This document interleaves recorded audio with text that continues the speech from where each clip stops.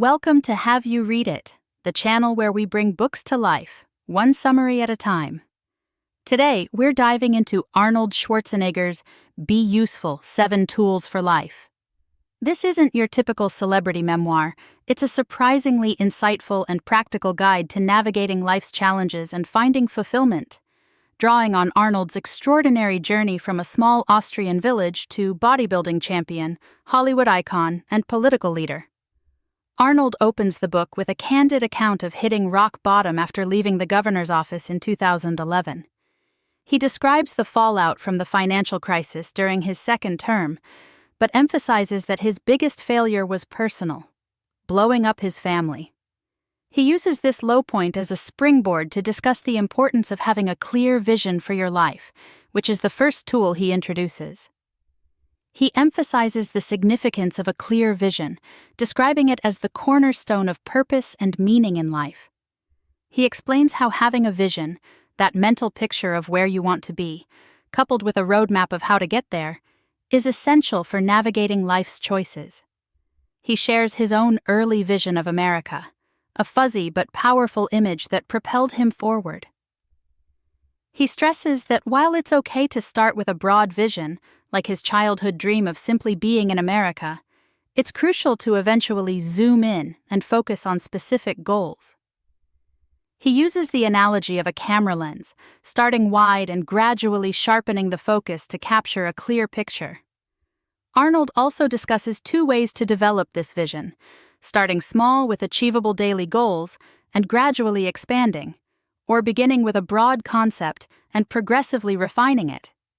He shares anecdotes from the gym, highlighting how many people aimlessly wander from machine to machine because they lack a defined fitness goal. He urges listeners to find their why. What are they getting in shape for? He recalls how his vision clarified when he saw Reg Park, a bodybuilder turned actor, as his path to America. He encourages finding inspiration in childhood passions, citing Tiger Woods, the Williams sisters, and Steven Spielberg as examples of individuals who channeled early obsessions into lifelong pursuits. He underscores the importance of creating space for inspiration, whether through walks, gym time, or quiet contemplation in a jacuzzi. He even shares how his viral January 6th speech was conceived during a jacuzzi session. Visualization is another key element of Arnold's philosophy. He details his ability to vividly picture his goals, from standing on the Mr. Olympia podium to seeing his name above movie titles. He clarifies that this isn't about manifestation, but about creating a concrete mental picture of success, which allows you to make informed choices aligned with your vision. He recalls turning down a lucrative offer from Jack LaLanne because it didn't fit his vision of becoming a movie star.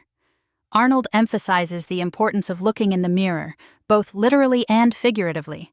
He details his use of mirrors in bodybuilding, the camera as a mirror in Hollywood, and votes and polling numbers as a mirror in politics. He urges listeners to confront their reflections honestly to ensure their actions match their aspirations, cautioning against avoiding self-reflection, which can lead to becoming lost and potentially a bad person. Moving on to the second tool, never think small. Arnold recounts how, after achieving action star status in the late 1980s, he set his sights on becoming a leading man and comedian. Despite widespread skepticism, he teamed up with Ivan Reitman and Danny DeVito for Twins. They took a risk, forgoing upfront salaries for back-end profits, and the film became a massive success, proving his naysayers wrong. He shares the German saying, "Wenn schon, denn schon." If you're going to do something, go all out. He cites James Cameron as the embodiment of this philosophy, recounting Cameron's meticulous attention to detail in recreating the Titanic for the film. He connects this to bodybuilding, emphasizing the importance of focusing on both big goals and small details, like his obsessive focus on his midsection and calves, which ultimately helped him win Mr. Olympia. He encourages listeners to aim high, regardless of their dream's size, using examples of striving for the dean's list in college, aiming for captain's bars in law enforcement, or becoming a great role model as a parent. He argues that not giving your all ultimately shortchanges yourself and those around you. Arnold acknowledges the inevitability of naysayers, sharing examples of successful individuals who faced rejection, from authors to artists to entrepreneurs. He encourages ignoring these doubters, even using their negativity as fuel. He recounts how he used the laughter and doubt surrounding his acting ambitions as motivation. He strongly advises against Plan Bs, asserting they are plans for failure and shrink your dreams. He recounts his fight for redistricting reform in California, highlighting his persistence despite initial setbacks. He emphasizes that not giving up is the only Plan B. Arnold discusses the importance of breaking records and blazing trails, sharing how Sir Edmund Hillary, after summiting Everest, immediately focused on the next unclimbed peak. He connects this to his own career transitions, from bodybuilding to comedy, and cites Michelangelo and Elon Musk as examples of individuals who continued to push boundaries after achieving major successes. He emphasizes that big dreams, when realized, can unlock further potential and inspire others to achieve their own goals. The third tool Arnold discusses is work your ass off.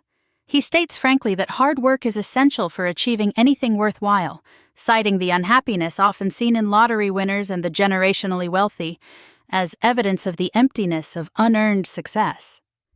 He details his grueling bodybuilding routine, working out 5 hours a day, and how he transitioned that work ethic to acting and politics, dedicating hours to learning his craft and preparing for every role and challenge. He highlights the importance of this preparation, allowing him to be ready for any opportunity or crisis. Arnold emphasizes the importance of repetitions, or reps, in any field, whether physical training or memorizing a script. He stresses the quality of reps, emphasizing proper form and maximum effort. He recalls memorizing every scene in Twins. With the exception of a memorable prank by Danny DeVito, he acknowledges that hard work often involves pain, sharing anecdotes from the filming of Conan the Barbarian. He quotes John Milius, "Pain is temporary, this film will be permanent." He argues that productive pain, the discomfort associated with growth and pushing boundaries, is a necessary part of achieving greatness.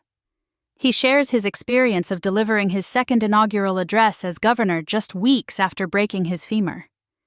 He emphasizes the need for follow-through, recounting the 2007 California wildfires and his relentless efforts to secure cots and medical care for evacuees.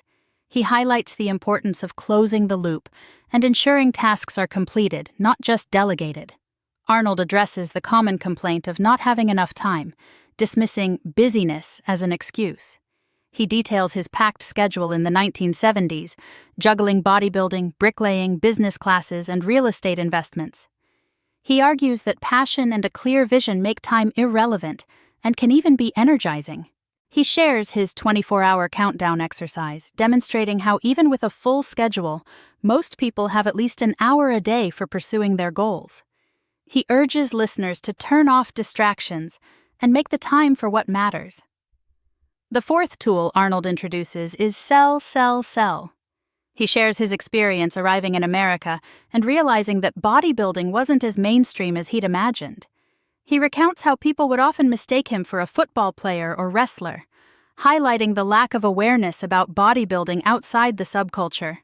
He explains how he took it upon himself to become an advocate for the sport.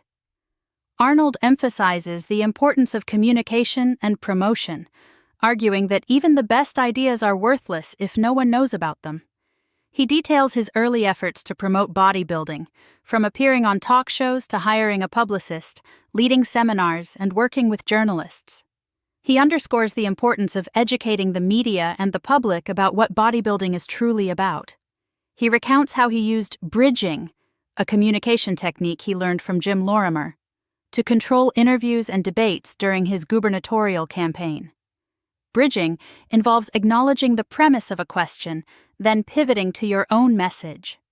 Arnold emphasizes the importance of being yourself and owning your story, recounting the 2005 special election where he took full responsibility for its failure. He connects this to his willingness to acknowledge past marijuana use and a playful Playboy video, arguing that authenticity is more valuable than trying to maintain a phony, flawless image. He emphasizes that owning your story allows you to control the narrative and build trust. The fifth tool is shift gears. Arnold recounts his frustration with the mask shortage in the early days of the COVID-19 pandemic, and how he took action by donating $1 million to the Frontline Responders Fund to secure PPE for hospitals. He introduces the concept of negativity bias, acknowledging its evolutionary roots but arguing against its usefulness in modern life. He emphasizes the importance of positivity and finding the good in any situation, recalling his difficult childhood and finding the motivation to escape and achieve his dreams. He shares the Stoic concept of amor fati, or love of fate, urging listeners to embrace their circumstances. He recounts his open-heart surgery in 2018 and how, despite complications and setbacks, he shifted his focus to recovery and getting back on track for filming. Terminator: Dark Fate. He emphasizes the importance of reframing challenges as opportunities for growth and taking control of your response. Arnold encourages listeners to reframe failure as a learning experience, sharing his disappointment after losing his first bodybuilding competition in America and how he learned from the experience. He emphasizes that failure is not fatal, but rather a beginning and an opportunity to grow. He uses the example of the chemist who invented WD-40 after 39 failed formulas. He emphasizes that quitting kills dreams, not failure. He advises listeners to break the rules and challenge the status quo, recounting his decision to appoint judges from both parties as governor, despite criticism from his own party. He discusses risk, arguing that it is subjective and relative. He highlights how perceptions of risk change with knowledge, citing the example of Alex Honnold's free solo climb of El Capitan. He argues that the bigger the risk, the bigger the reward, and that minimizing potential losses can make risks more palatable.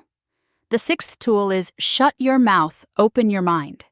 Arnold recalls Freddie Gerstel, a mentor from his youth who emphasized the importance of learning and curiosity. He credits Freddie with supporting his bodybuilding dream while his own father disapproved.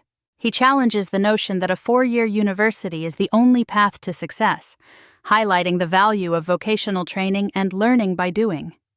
He shares the story of Mary Shanuda, a self-taught chef who built a successful business.